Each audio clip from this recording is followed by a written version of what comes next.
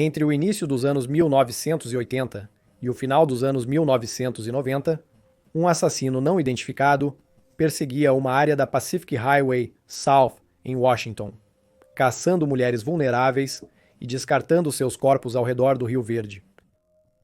Esses casos horríveis foram logo atribuídos ao assassino do Rio Verde, cuja identidade permaneceu um mistério por décadas. Finalmente, em 2001, avanços no perfilamento de DNA levaram as autoridades até Gary Ridgway, um trabalhador de fábrica de 52 anos de Utah. Para os investigadores, a notícia era esperada. Ridgway foi suspeito dos assassinatos por quase 20 anos. Para aqueles que o conheciam, no entanto, a notícia de sua prisão foi um choque. Sua esposa o descreveu como gentil e amável, enquanto seu único filho se lembrou de que ele era um homem relaxado, que o levava para acampar e o ensinava a jogar beisebol. Hoje, o nome de Ridgway causa arrepios àqueles que o ouvem. Após sua prisão, ele foi condenado por 49 contagens de assassinato, e hoje ele é considerado o segundo serial killer mais prolífico dos Estados Unidos da América. Mas ainda assim, perguntas permanecem no caso de Ridgway. Quem exatamente era esse homem aparentemente comum e o que o levou a matar? Neste documentário, pretendemos esclarecer tais perguntas, examinando o terrível caso de Gary Ridgway, o assassino do Rio Verde.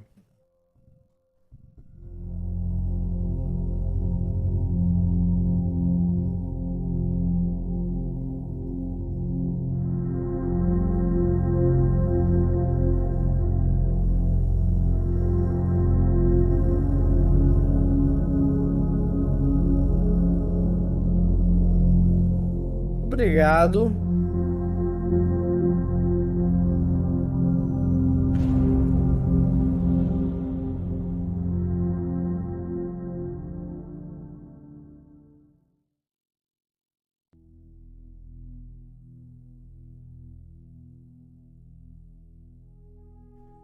Gary Leon Ridgway nasceu em 18 de fevereiro de 1949 em Salt Lake City, Utah. Ele foi o segundo filho de Mary e Thomas Ridgway. O irmão mais velho de Ridgway, Greg, nasceu 2 anos antes, enquanto seu irmão mais novo chegou em 1952. A mãe de Ridgway, Mary, era uma das 5 crianças nascidas em uma família ultraconservadora católica romana. De acordo com um de seus parentes, o pai de Mary havia pegado um martelo para suas unhas pintadas, quebrando-as. Ele foi descrito como um homem rigoroso, amargo e misógino. Enquanto isso, Thomas Ridgway havia suportado o que os membros de sua família descreveram como uma vida difícil, depois de ser levado de sua família por um tio, vivendo uma criação espartana, sem amor e sem ternura. Quando Mary e Thomas se envolveram romanticamente, sua família lutou para ver o apelo. Thomas era misógino e rude. Mary era primorosa e adequada.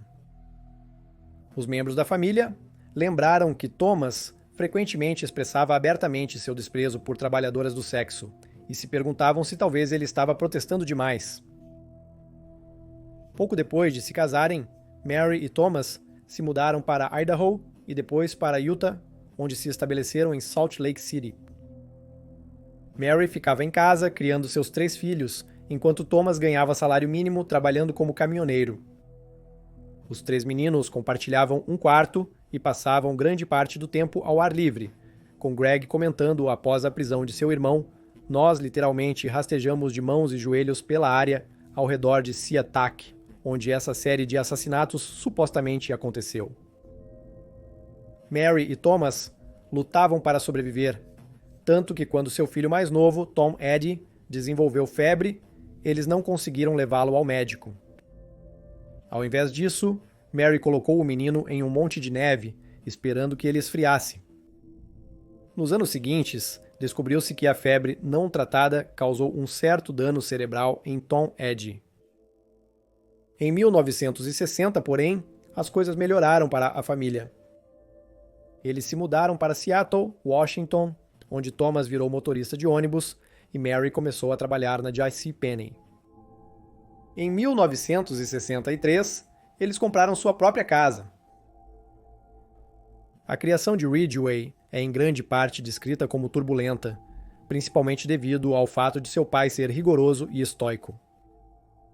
Um parente lembrou: quando eles nos visitaram, Tommy era muito rigoroso, especialmente com Gary e Ed. O que me chateou foi que, quando eles nos visitaram, Gary tinha um problema de enurese noturna. A ideia do pai dele para lidar com isso era fazê-lo sentar em cerca de 3 polegadas de água fria. Eu disse a ele que achava isso terrível, e ele não faria isso novamente na minha casa. O problema de Ridgway de urinar na cama persistiu até cerca de 13 anos de idade.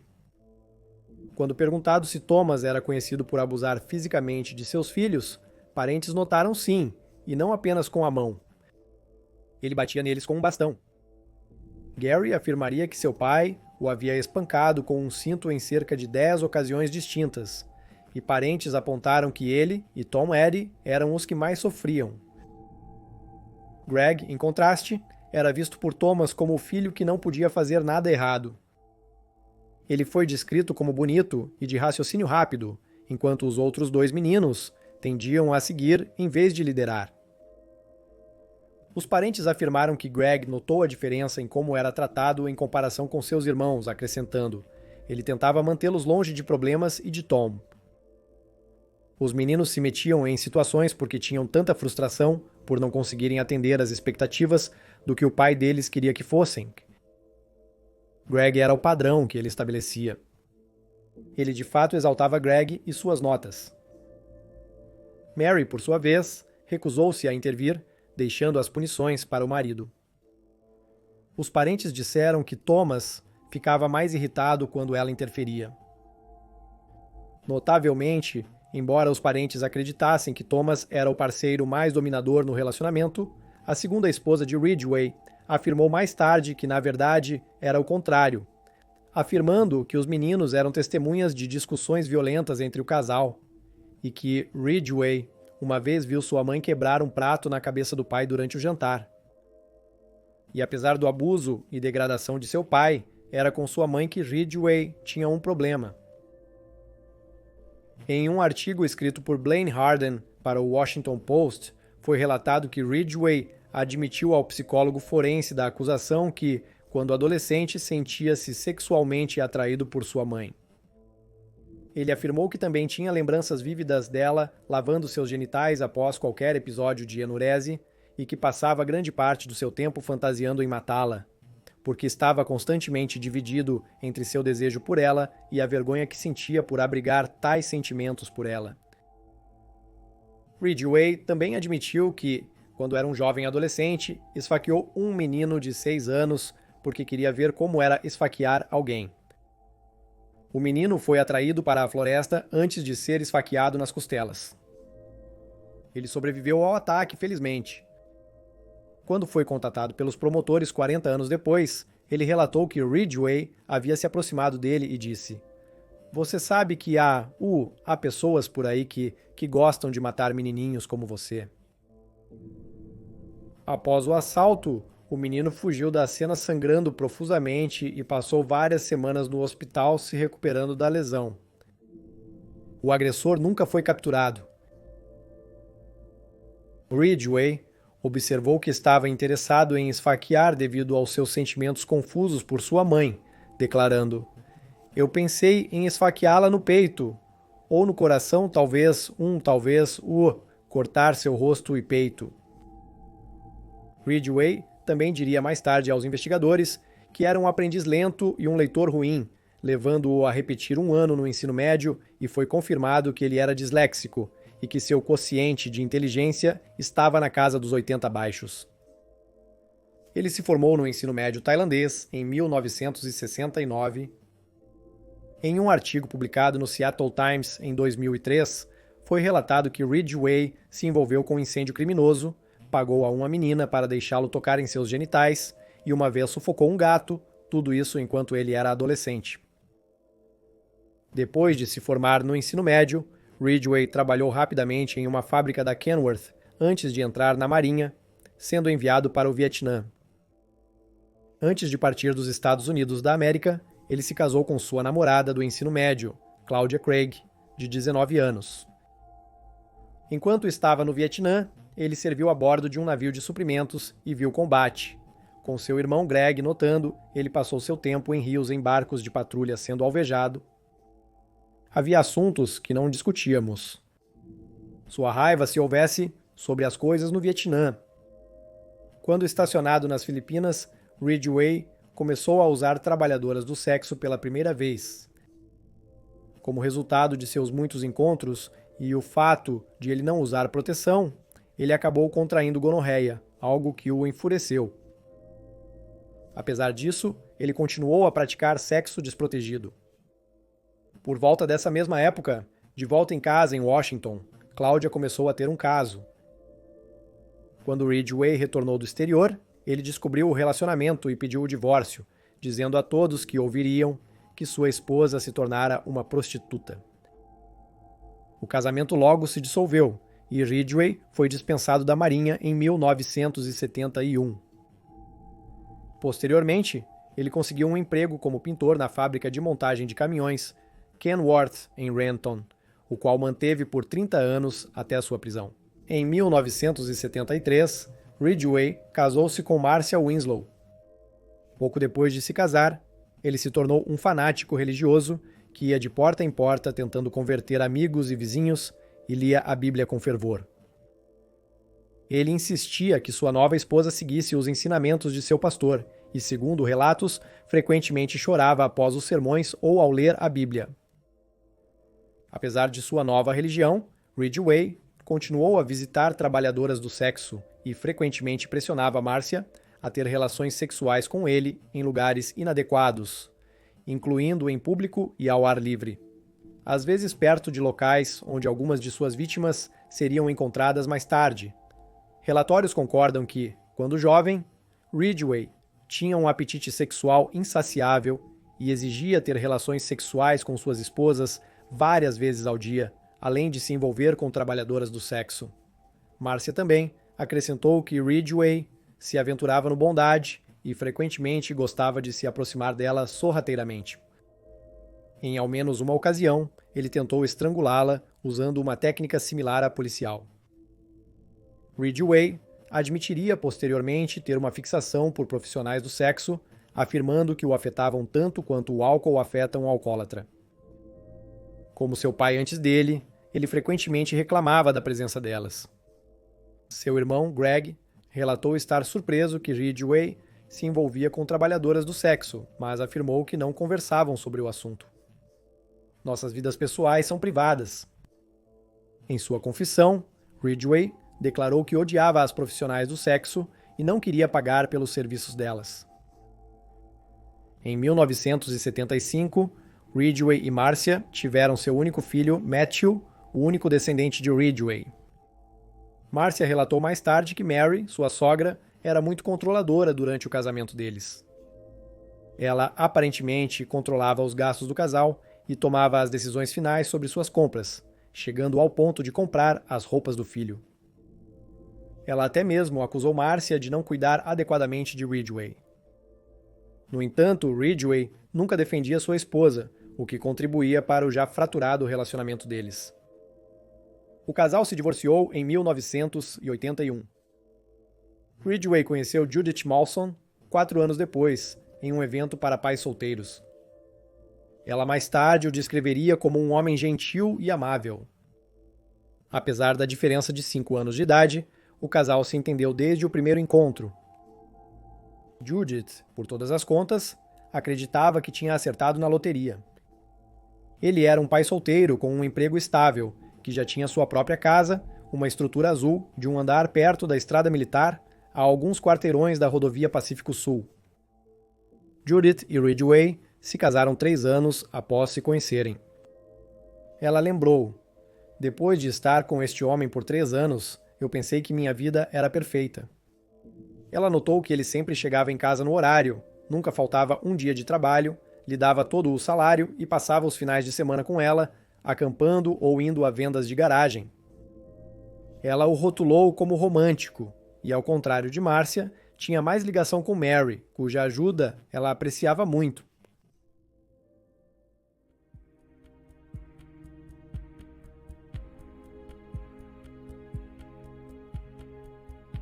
Entre o início dos anos 1980 e o final dos anos 1990, acredita-se que Ridgway tenha assassinado pelo menos 71 mulheres e meninas, principalmente nas áreas de Seattle e Tacoma, em Washington. Embora mais tarde ele tenha sido condenado por 49 acusações de assassinato, o número exato de mortes, pelas quais ele é responsável, permanece desconhecido, com o próprio Ridgway alegando que matou tantas pessoas que perdeu a conta. Ridgway era muito particular ao procurar vítimas. Ele visava as trabalhadoras do sexo devido ao seu relacionamento de amor e ódio com elas, e porque muitas dessas mulheres e meninas eram fugitivas vulneráveis, sem ninguém para sentirem sua falta ou denunciá-las como desaparecidas. Ele frequentemente visitava áreas frequentadas por trabalhadoras do sexo enquanto procurava vítimas, incluindo as áreas de Tukwila, Kent Des Moines e Federal Way, ao longo da Pacific Highway South, bem como o Vale Rainier e o Distrito Internacional da China em Seattle. Ele também tentava eliminar policiais disfarçados, observando para ver se eles eram pegos por outros clientes e às vezes até pedia para eles se exporem antes de concordar em pegá-los, pois acreditava que os policiais disfarçados se recusariam. Em depoimento às autoridades, Ridgway declarou: "As prostitutas eram as mais fáceis. Eu passei de ter relações sexuais com elas para simplesmente matá-las."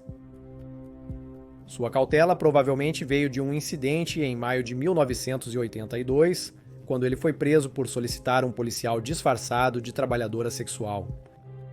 No ano seguinte, em fevereiro de 1983, ele foi pego por uma patrulha policial após pegar Kelly McGuinness, de 18 anos, da Strip, a seção da Pacific Highway, frequentada por trabalhadoras sexuais, e levá-la para um parque atrás da escola Junior High Sunset, na South 140th Street.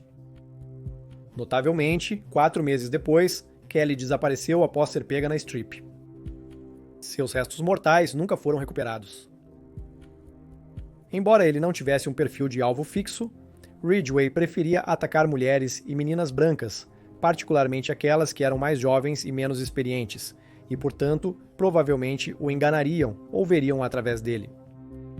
Ele notou, no entanto, que havia a ocasional pessoa que ele deixava escapar, afirmando: "Durante a série de assassinatos, havia algumas mulheres que por algum motivo, eu não as matei, mas eram poucas e distantes entre si." A acusação afirmou que Ridgway criou estratégias para conquistar a confiança de suas vítimas. Ele mostrava fotos do filho, oferecia-se como cliente regular, dizia que compraria refeições, conseguiria empregos ou emprestaria seu caminhão para elas.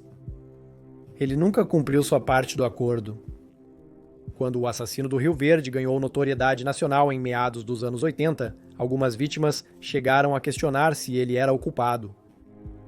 Ele frequentemente respondia apontando para sua baixa estatura, garantindo que nunca poderia fazer tal coisa.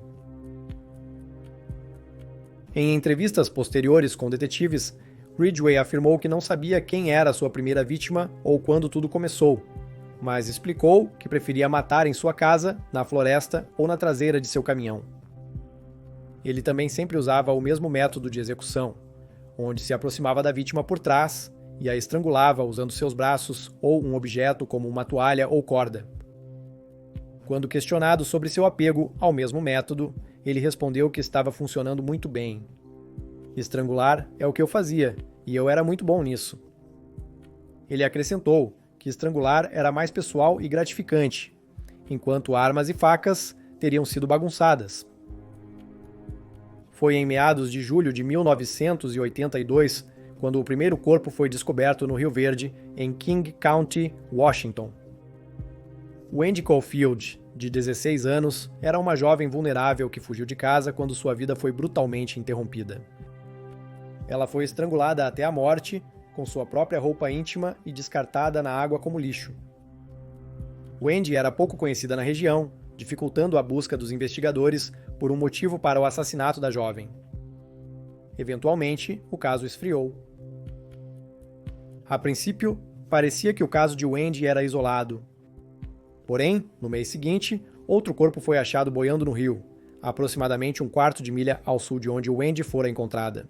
O corpo nu havia ficado preso entre galhos de árvores e troncos. Outro corpo foi logo recuperado da água. Marcia Chapman, 31 anos, e Cynthia Hines, 17, foram estranguladas até a morte. Um terceiro corpo foi encontrado. Opal Mills, de 16 anos, ainda tinha suas calças amarradas no pescoço. Ela estava coberta de hematomas. Marcia estava morta há cerca de uma semana e Cynthia há vários dias.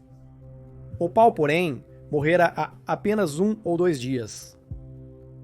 Nos próximos anos, a polícia continuaria a encontrar os corpos mortos de mulheres e meninas que provavelmente morreram nas mãos do mesmo assassino. Na mesma época de suas mortes, a maioria delas trabalhava ou pegava carona ao longo da faixa. O nome dado à seção da Pacific Highway South, que estava cheia de clubes de strip e trabalhadoras do sexo, e seus restos mortais eram frequentemente descobertos mais tarde em áreas arborizadas perto do Rio Verde e do aeroporto de Seatac. Alguns dos corpos recuperados foram sexualmente abusados após a morte. O criminoso foi chamado de assassino do Rio Verde. Apesar de ter passado raspando pelo ensino médio e ter um quociente de inteligência notavelmente baixo, Ridgway era, segundo todos os relatos, um assassino muito metódico e disciplinado. Por exemplo, ele nunca guardou troféus de suas vítimas. Muitos assassinos em série se deixam levar pelo próprio ego e pela necessidade de provar suas habilidades assassinas, mas não Ridgway. Sua casa foi revistada pela polícia de cima a baixo e nem sequer um único bibelô foi descoberto. Ele admitiu mais tarde que pegava joias dos corpos e às vezes deixava peças no banheiro feminino da Kenworth Motor Truck Plant, onde trabalhava, dizendo: "Minha coisa favorita era talvez se alguém estivesse andando com uma peça daquela joia que encontraram no banheiro." Além disso, Ridgway sempre usava luvas e nunca pegava uma mulher a menos que ela estivesse sozinha. Ele era conhecido por ter trocado seus pneus em várias ocasiões depois que sentiu que havia dirigido muito perto de onde havia despejado os corpos de suas vítimas, e embora ele não fumasse, deixava bitucas de cigarro e embalagens de goma ao redor das áreas onde se livrava dos corpos na tentativa de despistar os investigadores. Quando uma de suas vítimas arranhou seu braço, ele cobriu com ácido de bateria. Se uma vítima rasgasse suas roupas, ele cortava as unhas delas antes de se livrar do corpo. Embora ele tenha admitido que às vezes abusava dos corpos de algumas de suas vítimas, ele alegou que era porque era menos arriscado do que matar outra mulher, não porque achava mais excitante. Ele chegou a fazer isso com seu filho dormindo na carroceria do caminhão. Ele deixava corpos próximos a pontos de referência, como troncos caídos, guardrails ou árvores específicas, para poder retornar depois. E ele sempre os cobria com detritos, porque ela é lixo, então eu coloco coisas sobre ela que eram lixo.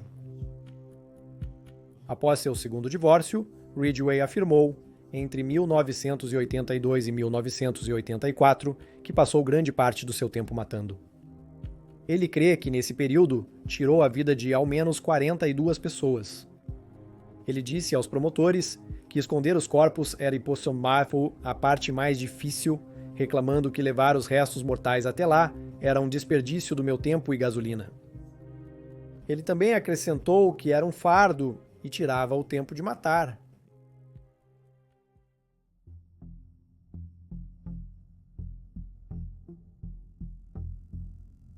Em 16 de agosto de 1982, após a descoberta dos primeiros 4 corpos, o escritório do xerife do condado de Kings montou a Força-Tarefa do Rio Verde para investigar os assassinatos. Somente na primavera de 1983, Ridgway chamou a atenção deles. Naquele abril, Marie Malva, de 18 anos, desapareceu. Ela foi vista pela última vez pelo seu namorado, Bobby Woods, quando entrou no caminhão de um novo cliente, descrito como um homem de cabelos escuros entre 30 e 40 anos. Bob seguiu o caminhão, mas o perdeu de vista ao parar em um sinal vermelho. Mais tarde, naquela noite, Marie não voltou para casa e Bob ficou preocupado.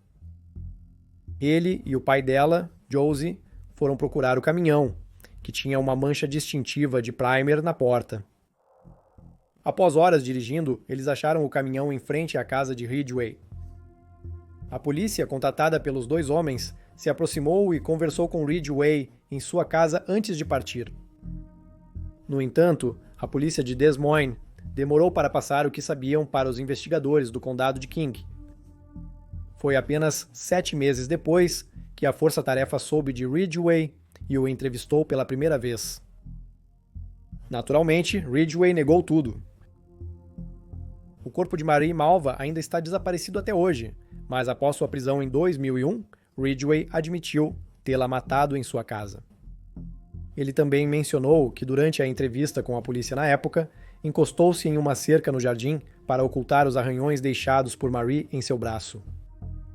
Foram esses arranhões que ele mais tarde disfarçou com ácido de bateria.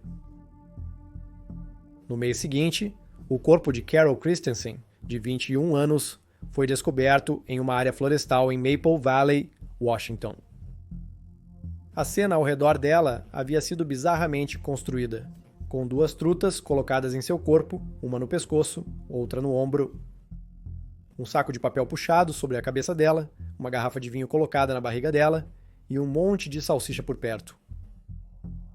Ela havia sido estrangulada até a morte usando uma linha de pesca, e a polícia estava confusa sobre como seu corpo havia sido deixado, especulando que era algum tipo de referência distorcida à última ceia. Em 1984, Ridgway passou em um teste de polígrafo depois de ser questionado se estava envolvido nos assassinatos. Em 1986, o investigador David Reichert decidiu visitar Ted Bundy, que estava no corredor da morte na Flórida, após receber uma carta do criminoso oferecendo ajuda. O detetive Reichert conversou com o serial killer por 2 dias, na esperança de obter informações sobre o criminoso que ele estava perseguindo. Reichert lembrou que Bundy gostava de jogar jogos mentais, afirmando: "Ele falava na terceira pessoa o tempo todo, mas depois percebemos que ele estava falando sobre..." Embora tivesse uma maneira indireta de agir, Bundy lançou luz sobre o caso do assassino do Rio Verde. Ele notou que os assassinos não acordam pela manhã querendo matar. Eles costumam fazer isso quando desejam e se sentem seguros. Eles também possuíam uma forte necessidade de controle. Bundy achava que a polícia estava revelando muito para a imprensa e que o assassino às vezes zombava das autoridades. Que a cena montada com o corpo de Carol Christensen foi um exemplo disso. Ele também afirmou acreditar que o assassino provavelmente revisitava os corpos de suas vítimas e os abusava, e sugeriu que os investigadores armassem uma armadilha para o assassino. Em 1987, a maneira como a força-tarefa era gerida mudou. Em vez de tentar provar quem era o assassino, a polícia tentou descartar quem ele não era. Os não eliminados foram movidos para a lista A. Ridgway, na época, ainda era considerado um suspeito. Em 1980, ele foi supostamente acusado de estrangular uma trabalhadora sexual perto do aeroporto SeaTac, local próximo de onde muitos corpos das vítimas foram deixados. Quando questionado na época, Ridgway admitiu, mas alegou legítima defesa.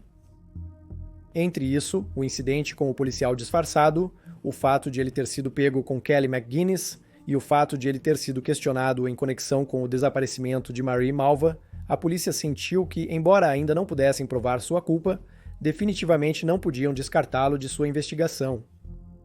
Ele foi subsequentemente movido para a lista A e colocado sob vigilância. Ao inspecionar seus registros de trabalho, os detetives notaram que Ridgway estava de folga nos dias em que muitas das vítimas do Rio Verde desapareceram. Além disso, ele correspondia à descrição dada por muitas trabalhadoras do sexo que o viram rondando por aí, às vezes com mulheres que mais tarde foram encontradas como vítimas. Ainda mais interessante, eles descobriram sobre seu desejo de fazer sexo ao ar livre e descobriram que ele conhecia muitas das áreas usadas para descartar os corpos das vítimas. Ao conversar com sua segunda ex-esposa, Marcia, eles descobriram sobre a vez em que ele a estrangulou. Ela também admitiu pela primeira vez que, em várias ocasiões, Ridgway chegava em casa tarde da noite, com as roupas molhadas e sujas. Armados com todas essas informações, a casa de Ridgway, que ele compartilhava com sua noiva na época, Judith, foi revistada e ele foi levado sob custódia em 8 de abril de 1987. Ele foi submetido a outro teste de polígrafo que passou e permitiu que a polícia coletasse seu DNA antes de ser liberado por falta de provas. Apesar do progresso que os investigadores sentiram que haviam feito, a força-tarefa foi praticamente desmantelada pouco tempo depois, deixando apenas um oficial encarregado de responder às dicas e acompanhar novas informações. Em 2001, usando as amostras de DNA coletadas dele em 1987, Gary Ridgway foi finalmente identificado como o assassino do Rio Verde. Em 30 de novembro, o homem de 52 anos foi preso em seu local de trabalho e levado sob custódia. Foi revelado mais tarde que a saliva, retirada dele nos anos 80, correspondia ao sêmen deixado nos corpos das vítimas. 4 vítimas foram nomeadas na acusação original: Marcia Chapman, Opal Mills, Cynthia Hines e Carol Ann Christensen. Mais 3 nomes foram adicionados depois que um cientista forense identificou esferas microscópicas de tinta spray nas vítimas como correspondendo à tinta usada no local de trabalho de Ridgway na época das mortes. Em 5 de novembro de 2003, Ridgway se declarou culpado de 48 acusações de homicídio em primeiro grau agravado como parte de um acordo de delação organizado em junho daquele ano. O acordo de delação significava que ele seria poupado da pena de morte em troca de sua cooperação na localização dos restos de suas vítimas, além de fornecer outros detalhes aos investigadores.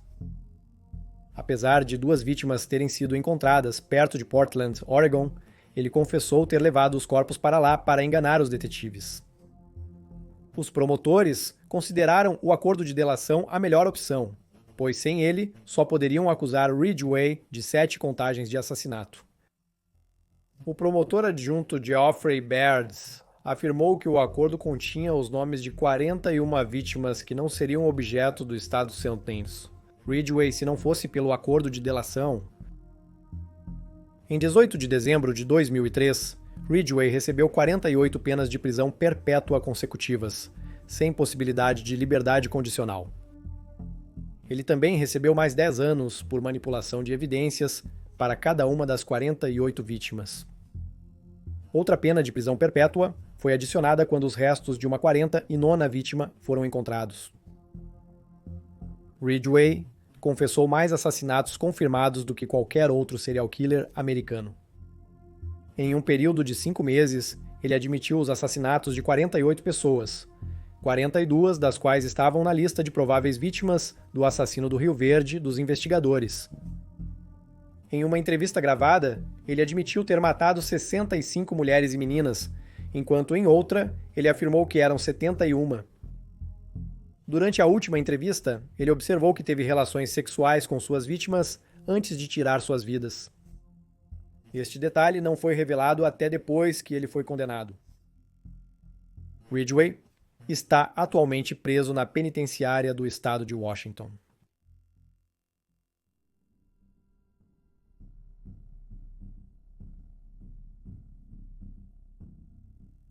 A força-tarefa original do assassino do Rio Verde elaborou uma lista de vítimas suspeitas nos anos 80 e dessa lista ainda há 6 vítimas não contabilizadas.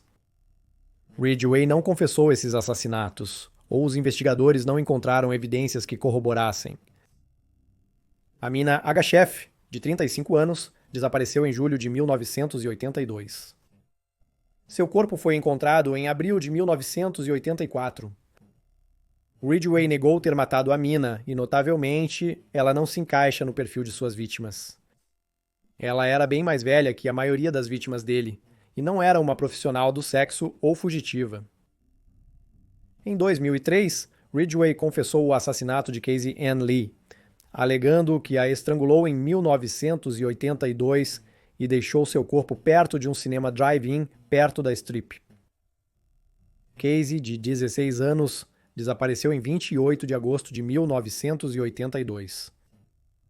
Até hoje, seu corpo ainda não foi encontrado, apesar das tentativas das autoridades de localizá-lo onde Ridgway disse que estava. Da mesma forma, o corpo de Kelly McGuinness, de 18 anos, nunca foi encontrado, embora Ridgway tenha admitido seu assassinato. Ele identificou o corpo de April Buttram como sendo de Kelly, e quando foi revelado que o corpo pertencia a April, Ridgway afirmou que frequentemente confundia as duas devido às suas semelhanças físicas. Ele acreditava que o corpo de Kelly está enterrado perto do lago Fenwick, em Kent, Washington, mas as buscas da polícia até agora não encontraram nada. Patricia Osborne, de 19 anos, desapareceu de Seattle em 20 de outubro de 1983, após sair para um encontro com um homem e não retornar para casa. Seu corpo nunca foi localizado e Ridgway não confessou seu assassinato. Suspeita-se também que Angela Maria Gardner, de 16 anos, seja uma das vítimas de Ridgway. Seu corpo foi encontrado em abril de 1985, ao lado de várias de suas vítimas conhecidas, incluindo Shirley Sherrill, Denise Bush e Tammy Lyles.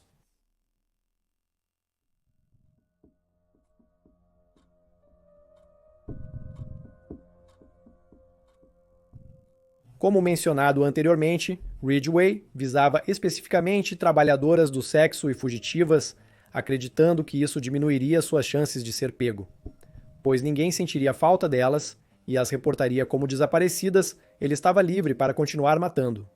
Isso não quer dizer, no entanto, que Ridgway não fantasiava sobre matar pessoas que ele conhecia. Ele confessou que tinha sido tentado a matar sua mãe, junto com sua segunda e terceira esposas.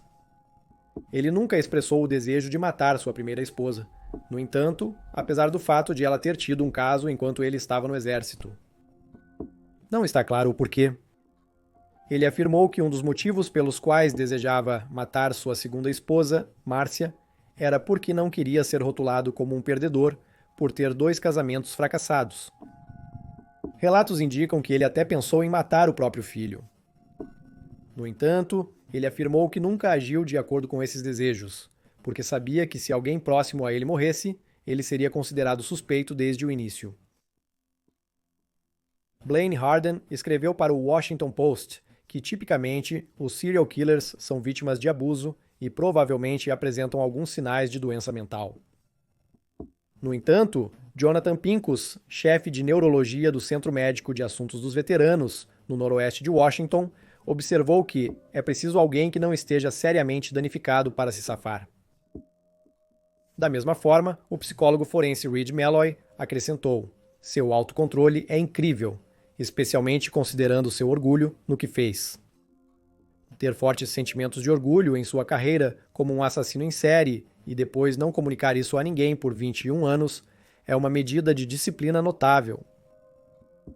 Malloy também observou que Ridgway era extremamente meticuloso e fervorosamente focado na autopreservação e afirmou que sua agressão homicida sexualizada é muito restrita e não se estende a nenhum outro comportamento antissocial. O próprio Ridgway observou que sua vida e aparência comuns o ajudaram a se safar dos assassinatos por tanto tempo, dizendo aos investigadores: eu pareço uma pessoa comum. Ele é um cara, mas não é muito musculoso. Ele não parece um lutador.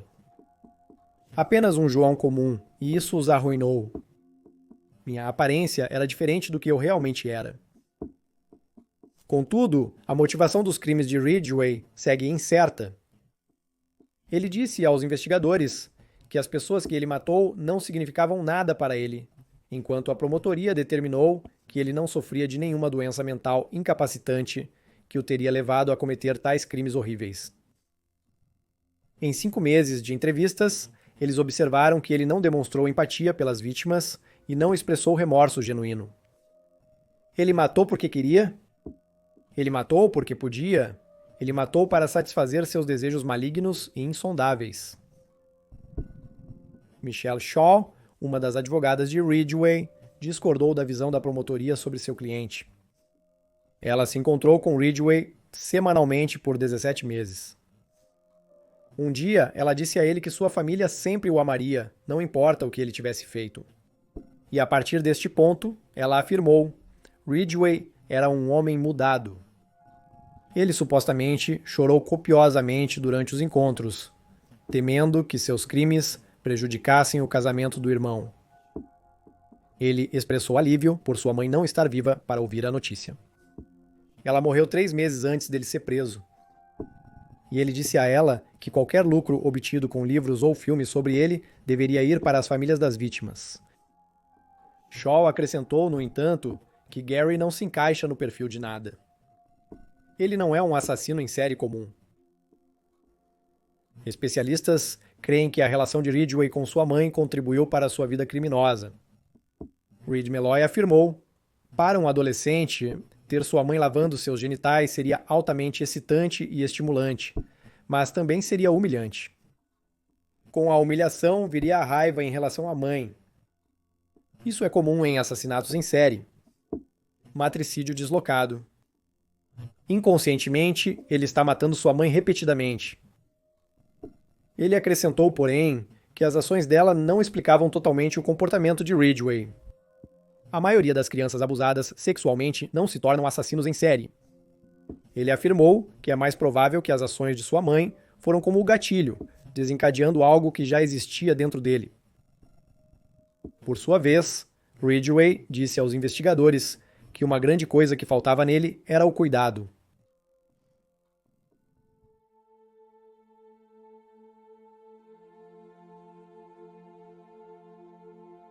A notícia da prisão de Ridgway foi um choque para muitos daqueles que o conheciam.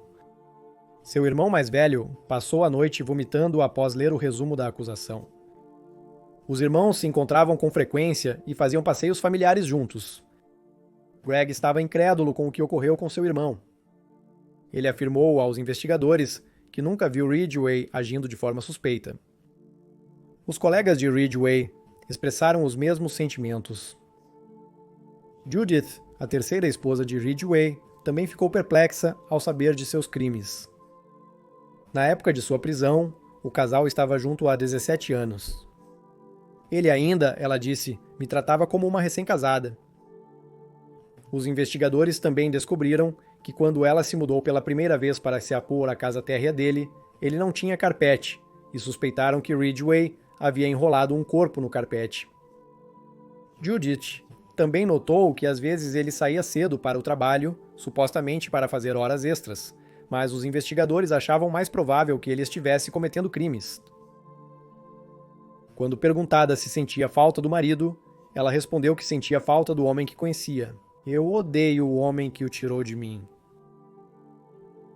Ela sugeriu que Ridgway sofria de algum tipo de transtorno de personalidade dividida, afirmando: agora, eu acho que sempre que ele saía de casa, ele era uma pessoa diferente.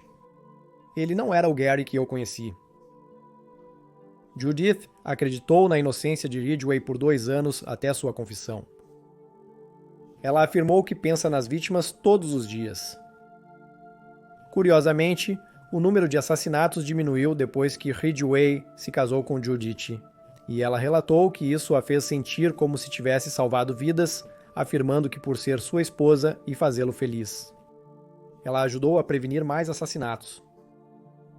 Apesar do divórcio, após a prisão de Ridgway, ele continuou escrevendo cartas para a ex-mulher enquanto encarcerado.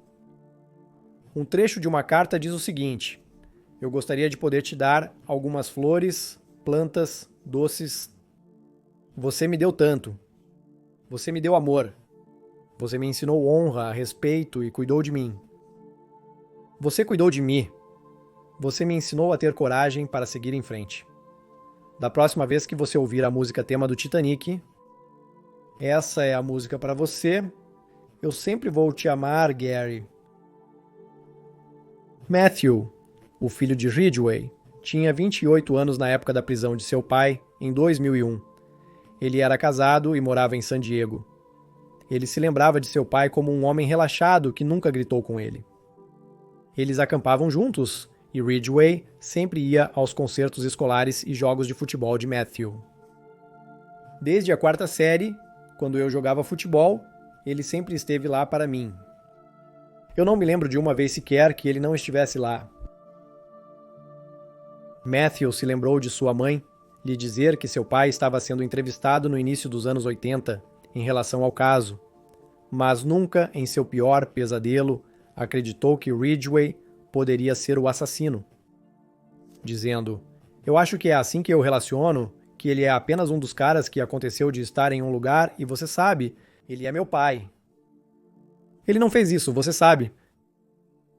A maioria das suas memórias com o pai envolvem Ridgway ensinando-o a jogar beisebol perto do Rio Verde, além de passeios de bicicleta pela floresta e acampamentos em Oregon. Aqueles ao redor de Ridgway estavam convencidos de que o conheciam bem e que ele não era o monstro que os investigadores estavam fazendo dele. A acusação, no entanto, discordou dessa posição, afirmando repetidamente ao longo do caso aqueles que pensavam que conheciam Ridgway melhor não o conheciam de todo.